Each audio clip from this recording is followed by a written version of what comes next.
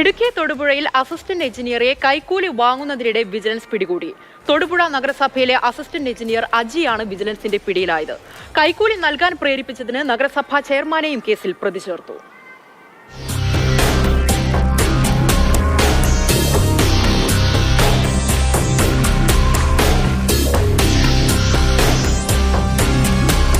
സ്വകാര്യ സ്കൂളിന് fitness certificate നൽകുന്നതിന് അജി 1 ലക്ഷം രൂപ ആവശ്യപ്പെട്ടതോടെയാണ് സ്കൂൾ അധികൃതർ വിജിലൻസിനെ സമീപിച്ചത്.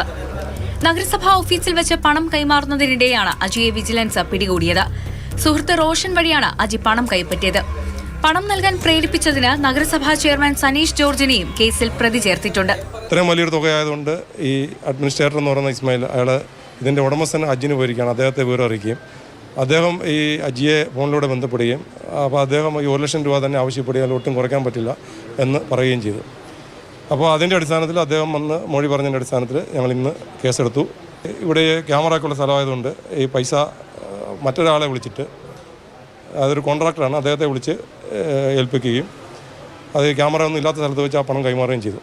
അത് റോഷൻ എന്ന് പറയുന്ന ഒരാളാണ് ഈ കോൺട്രാക്ടർ, അദ്ദേഹത്തെയാണ് പൈസ ഏൽപ്പിച്ചത്. അപ്പം പണം നമ്മൾ റിക്കവർ ചെയ്തിട്ടുണ്ട്. 1 ലക്ഷം രൂപയാണ് കൈക്കൂലി ആവശ്യപ്പെട്ടതും കൊടുത്തതും, അത് നമ്മൾ റിക്കവർ ചെയ്തിട്ടുണ്ട്.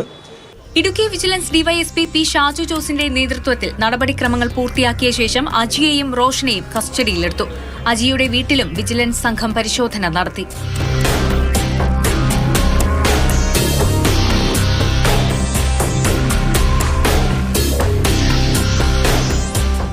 മാതൃഭൂമി ന്യൂസ്, കുമളി.